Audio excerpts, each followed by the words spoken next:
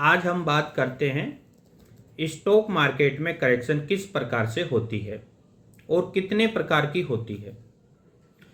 Stock market में correction समय की करेक्शन होती है और उसके साथ में प्राइस की करेक्शन होती है। कुछ स्टॉक जो अच्छे वाले स्टॉक होते हैं वो सिर्फ समय की करेक्शन करते हैं, वो प्राइस की करेक्शन नहीं करते हैं। जबकि कुछ स्टॉक ऐसे होते हैं जो समय की करेक्शन और प्राइस की करेक्शन दोनों साथ साथ में करते हैं।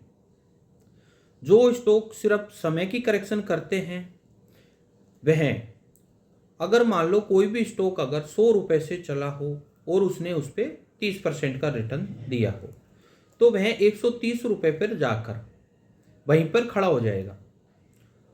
वह प्राइस की करेक्शन नहीं करेगा। प्राइस की करेक्शन करने से मतलब है कि नीचे गिरना, जबकि वो ऐसा नहीं करेगा, वो वहीं पे खड़ा रहेगा। अब जिस टाइम फ्रेम पे वो रिटर्न दे रहा है या जिस टाइम फ्रेम पर पैटर्न बना रहा है, टाइम फ्रेम का मतलब ये होता है कि यहाँ पर 1 मिनट का टाइम फ्रेम का चार्ट होता है, उससे लेके और मंथली तक के टाइम फ्रेम होते हैं। और उनमें जो मेन पॉइंट होता है, जो मेन पॉइंट बोलते हैं उसे, हम 200 की मूविंग एवरेज को लेकर चलते हैं।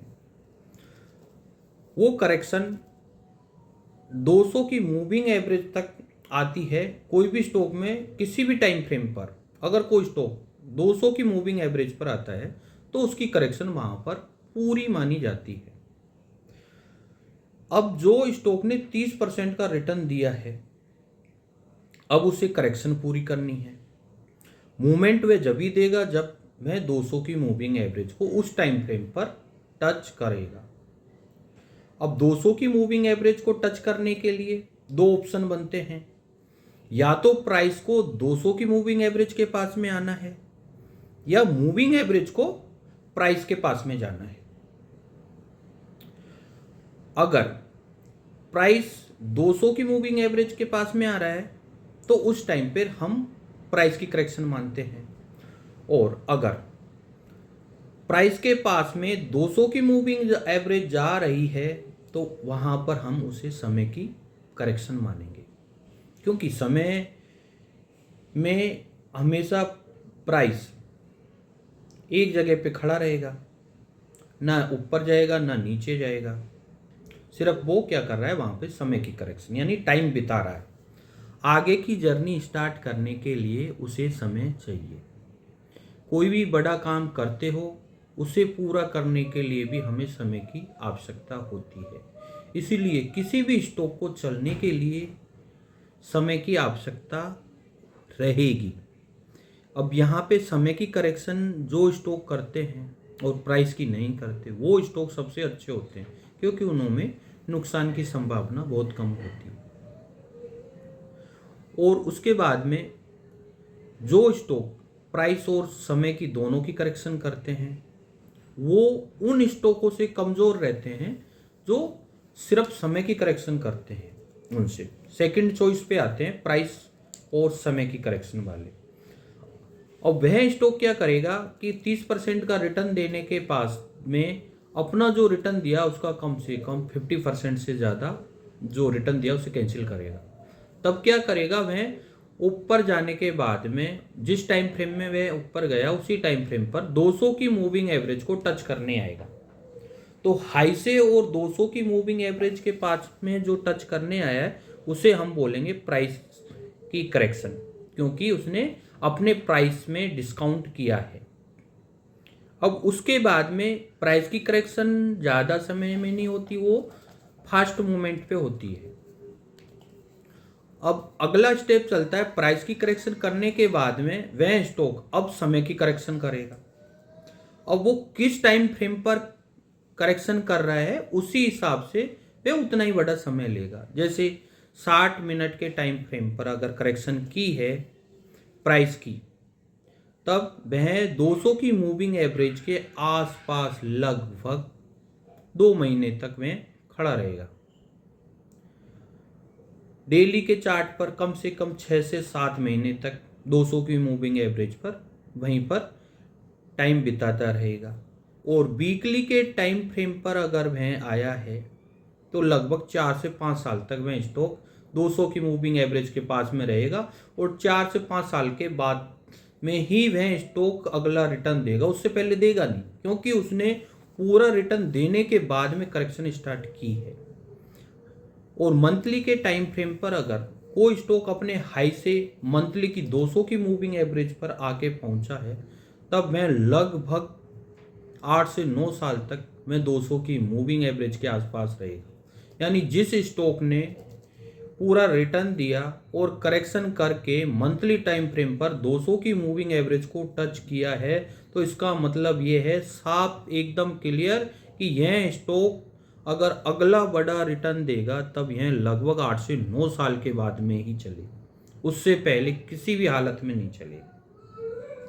अब हम इन करेक्शनों में ही आके किसी स्टॉक को बीच में ले लेते हैं और वह चल नहीं पाता, फिर हम ये मानते हैं कि यह स्टॉक तो चल ही नहीं रहा। चलेगा कैसे? उसकी करेक्शन अभी स्टार्ट हुई है।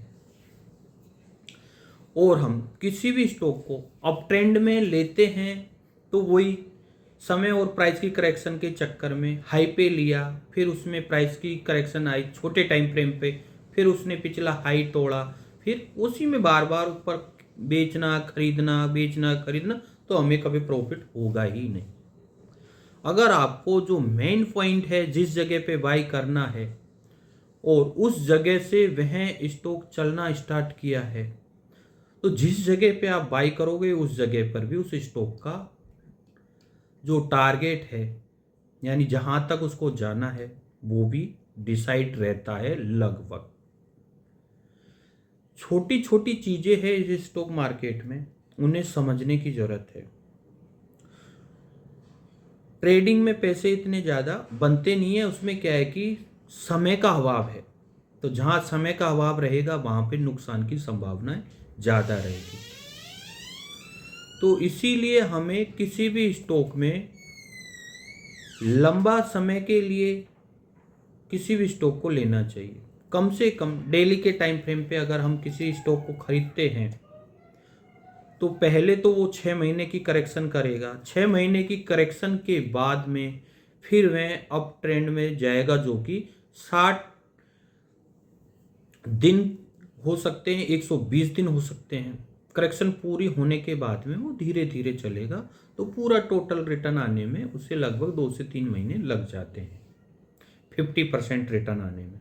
यानी डेली टाइम फ्रेम पर करेक्शन पूरी होने के बाद में लगभग 50% का रिटर्न आता है।